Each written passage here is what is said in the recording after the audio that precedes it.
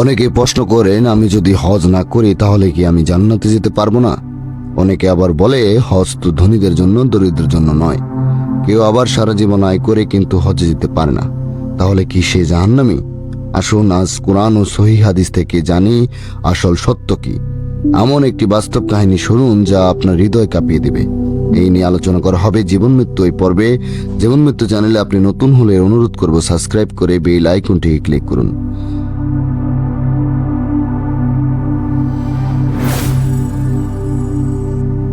আসসালামু আলাইকুম রহমতুল্লাহি ওয়া বারাকাতুহু। মানুষের উপর আল্লাহর জন্য কাবা গৃহে হজ করা ফরজ, যদি সেখানে যাওয়ার সামর্থ্য থাকে। আর কেউ যদি তা অস্বীকার করে তবে সে জেনে রাখো, নিশ্চয়ই আল্লাহ সৃষ্টি জগতের মুখাপেক্ষী নন। অর্থাৎ যার সামর্থ্য আছে তার উপর হজ ফরজ। হজ করা ঈমানের একটি স্তম্ভ, যেমন নামাজ, রোজা, যাকাত। ইচ্ছাকৃতভাবে হজ না করা গুরুতর গুনাহ। সহিহ হাদিস তিরমিজি। রাসূল সাল্লাল্লাহু আলাইহি ওয়াসাল্লাম বলেন, যে ব্যক্তি হজ করার সামর্থ্য থাকা সত্ত্বেও হজ করে না, সে ইচ্ছা করলে ইহুদি অথবা নাসারা হয়ে মরুক। তিরমিজি, হাদিস 812।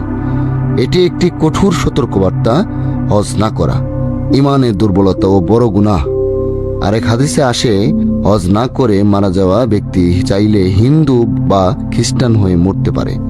তবে প্রশ্ন হলো, যদি কেউ সত্যি হজ করতে না পারে, আল্লাহ বলেন, আল্লাহ কাউকে তার সামর্থ্যের বাইরে দায়িত্ব দেন না। সূরা বাকারা 286। অর্থাৎ যিনি গরিব, দুর্বল, ঋণগ্রস্ত অথবা পারিবারিক পরিস্থিতিতে হজ করতে পারেন না, তার উপর হজ ফরজ নয়। তিনি জান্নাতে যাবেন যদি তিনি অন্য ফরজ কাজ যথাযথভাবে পালন করেন। এক ভাই, নাম তার রাশেদ, গরিব, সে একজন দর্জি। হজের ইচ্ছা 20 বছর ধরে টাকা জমায়, কিন্তু পরিবারের খরচ, বাচ্চাদের পড়ালেখা, অসুস্থতা বারবার থেমে যায়। একদিন বলেন, আল্লাহ, যদি আমি না যেতে পারি, আমার ইচ্ছাটুকু যেন কবুল হয়। মৃত্যুর কিছুদিন আগে তিনি দান করে যান হজের টাকা। এক আলেম বলেন, এই ইখলাস, আল্লাহর জন্য ইচ্ছা, অনেক সময় হজ করাই বেশি নেকি এনে দেয়। আল্লাহ নিয়তের বিচারক। হজ মাপ হয় যদি দরিদ্র থাকে, শারীরিক অক্ষমতা, নারীদের উপযুক্ত মাহরাম না থাকে, দেশ থেকে বের হওয়ার অনুমতি না থাকে, প্রকৃত ভয়ভীতির কারণ থাকে। কিন্তু ইচ্ছাকৃত অবহেলা, বিলাসিতা, অলসতা, পরের বছর করব ভাবনা, এইসব গুনাহের কাজ। হ্যাঁ, যদি কেউ হজের সামর্থ্য না পায় কিন্তু ইমানদার হয়, নামাজ রোজা করে, ভালো কাজ করে, তবে আল্লাহ তার নিয়তের মূল্য দেন।